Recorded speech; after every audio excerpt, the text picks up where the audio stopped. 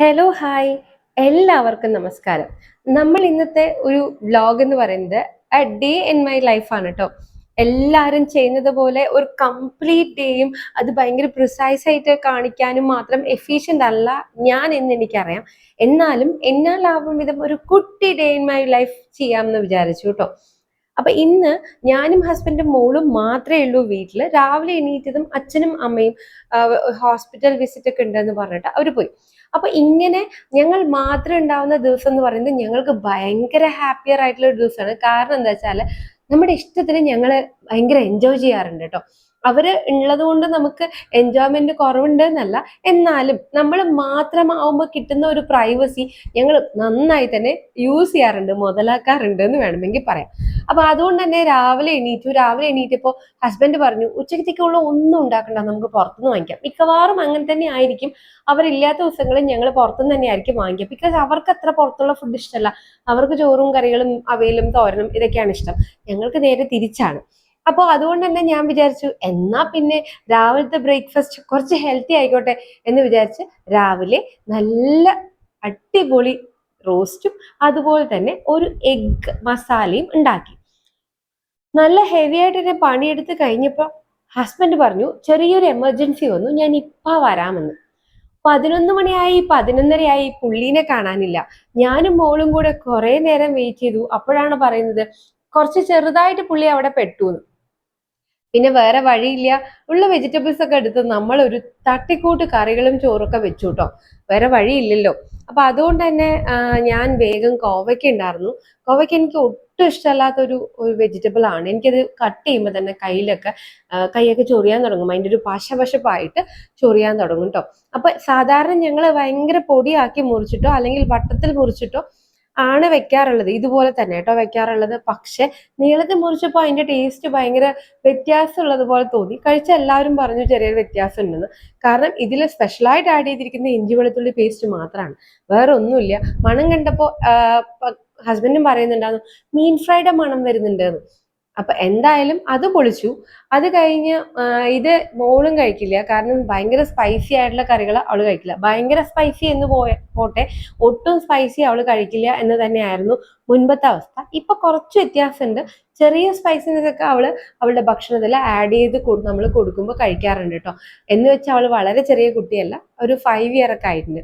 അപ്പോൾ ഞാനും മോള് മാത്രമുള്ളതുകൊണ്ട് അവളെ എൻഗേജ് ചെയ്യിപ്പിക്കണം. എനിക്ക് ഈ നമ്മൾ അടുക്കളയിലാവുമ്പോൾ മക്കൾക്ക് ടി വി ഇട്ട് കൊടുക്കുക എന്ന് പറയുന്നത് ഒട്ടും താല്പര്യമില്ലാത്തൊരു വിഷയമാണ്. അതുകൊണ്ട് തന്നെ ഞാൻ അവളെ കളിപ്പിക്കാൻ വേണ്ടിയുള്ള സാധനങ്ങൾ നോക്കി. പുള്ളിയുടെ ഇഷ്ട വിനോദമാണ് ഈ ഐസ് ക്യൂബിൽ കളിക്കുക എന്ന് പറയുന്നത്.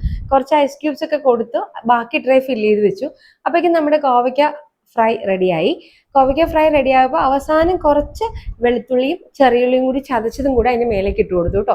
സൈഡിൽ കൂടി ഞാൻ പയറുപ്പേരിയും വെക്കുന്നുണ്ട്. ഒട്ടും എരിവില്ലാണ്ട് ഉപ്പും മഞ്ഞപ്പൊടിയും മാത്രം ഇട്ട് വേവിച്ചിട്ട് അതിലോട്ട് വെളുത്തുള്ളിയും ചെറിയുള്ളിയും ഒന്ന് കുത്തി ചതച്ച് നന്നായി കടുക് വറുക്കുക. കുറച്ച് വെള്ളം ഉണ്ടാവും.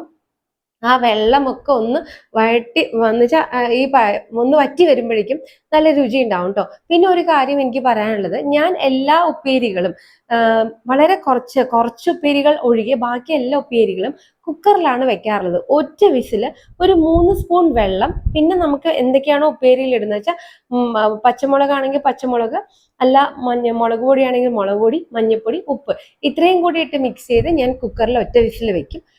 അതിനുശേഷം അതിനെ എടുത്ത് കടുക് താളിക്കും. കടുക് താളിക്കുമ്പോൾ എന്തൊക്കെയാണ് ഇടുക നിങ്ങൾ, മറ്റേ എന്താ പറയാ, ഉഴുന്ന് പരിപ്പ് എന്ത് വേണമെങ്കിലും ഇടാം. അതെല്ലാം ഇട്ടിട്ട് ഉള്ളിയൊക്കെ വെളുത്തുള്ളിയൊക്കെ ഇട്ട് ഈ കറി അങ്ങോട്ട് കൊട്ടുക, തേങ്ങ ചിരവേതിടുക, ഇത്രയേ ഉള്ളൂ. കരിവേപ്പില ഇടുക. ഞാൻ ഇങ്ങനെയാണ് വെക്കാറുള്ളത്. എനിക്ക് കിച്ചണിൽ ഒരുപാട് നേരം നിന്ന് പണിയെടുക്കുന്നതിനോട് ഒട്ടും താല്പര്യമില്ല.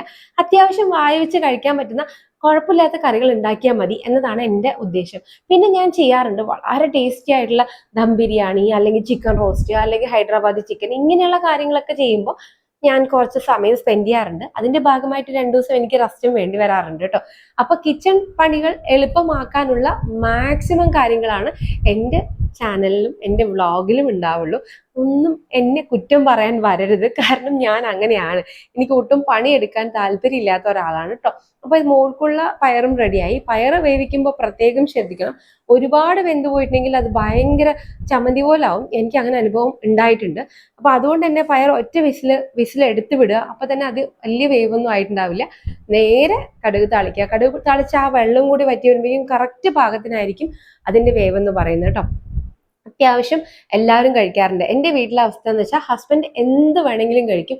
പുള്ളിക്ക് ഉപ്പ് പോരാ, മുളക് പോരാ, അല്ലെങ്കിൽ അത് പോരാ, ടേസ്റ്റ് പോരാ, ഇങ്ങനെയുള്ള അവസ്ഥകളൊന്നും ഹസ്ബൻഡിന്റെ ഭാഗത്ത് നിന്ന് ഉണ്ടാവാറില്ല. പക്ഷെ ഇൻലോസ് എന്ന് പറയുന്നത് വെച്ചാൽ അമ്മയും അച്ഛനും എന്ത് പറയുന്ന വെച്ചാൽ അവർക്ക് ഇപ്പൊ ഞാൻ മുളക് ഇട്ടിട്ടില്ല എന്ന് കണ്ടാൽ മാത്രമേ കുഴപ്പമുള്ളൂ. അതർവൈസ് അവര് കഴിച്ചോളും. മുളകുണ്ടോ ഉപ്പുണ്ടോ എരിവുണ്ടോ എന്നൊന്നും അവരും ചിന്തിക്കാറില്ല കേട്ടോ. അത് കഴിഞ്ഞ് രാവിലെ നമുക്ക് ചാമ്പയ്ക്ക് ഫുൾ ചാമ്പ കാച്ച് ഇങ്ങനെ നിൽക്കുവാണ്. അപ്പൊ രാവിലെയും വൈകുന്നേരം ചെടി നനയ്ക്കണം. അത് എൻ്റെ മാത്രം ഡ്യൂട്ടിയാണ്. ഞാൻ അതിൽ ഒബ്സസ്ഡ് ആണ് കേട്ടോ. കാരണം എന്താ വെച്ചാൽ ഞാനാണ് അതിനെ ടേക്ക് കെയർ ചെയ്യുന്ന ആള്. അപ്പൊ അതുകൊണ്ട് തന്നെ എൻ്റെ റെസ്പോൺസിബിലിറ്റിയിൽ വരുന്ന ഒരു കാര്യമാണ്. അപ്പൊ രാവിലെ ഒരു ചെടി നനയുണ്ട്. പണിയെല്ലാം കഴിയുമ്പോഴേക്കും അത്യാവശ്യം വെയിലൊക്കെ വന്നു. ഞാൻ വേഗം പോയി ചെടി നനച്ചിട്ടാണ് പിന്നെ അടുത്ത കാര്യങ്ങളൊക്കെ ചെയ്ത് കേട്ടോ. അപ്പൊ 2 ഉപ്പേരിയായി. ഇനി ഒഴിച്ചു കറിയൊന്നും വേണ്ട, ചാറുകറി ഒന്നും വേണ്ട എന്നാണ് ഞാൻ പ്ലാൻ ചെയ്തത്. അപ്പൊ അതുകൊണ്ട് തന്നെ എന്താണ് തൽക്കാലം വല്ല തൈരൊക്കെ ഒഴിച്ച് കഴിക്കാം എന്ന് വിചാരിച്ചു.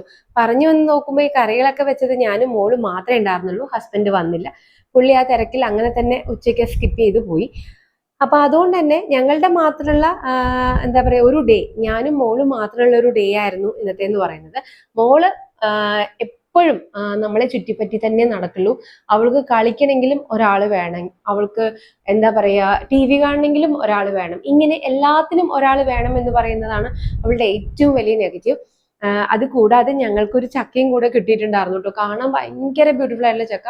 കണ്ടപ്പോൾ കൊതി സഹിക്കാൻ വയ്യാതെ വെട്ടിയതാണ്. പക്ഷെ ടേസ്റ്റ് ഉണ്ടായിരുന്നില്ല. അത്ര രുചിയുള്ള ഒരു ചക്ക ആയിരുന്നില്ല. എന്നാലും ഞങ്ങൾ കുറച്ചൊക്കെ കഴിച്ചു. ഒരു ചെറിയ പീസ് കട്ട് ചെയ്തിട്ടാണ് കഴിച്ചത്. അപ്പൊ അത്രയേ ഉള്ളൂ ഇന്നത്തെ വിശേഷം എന്ന് പറയുന്നത്.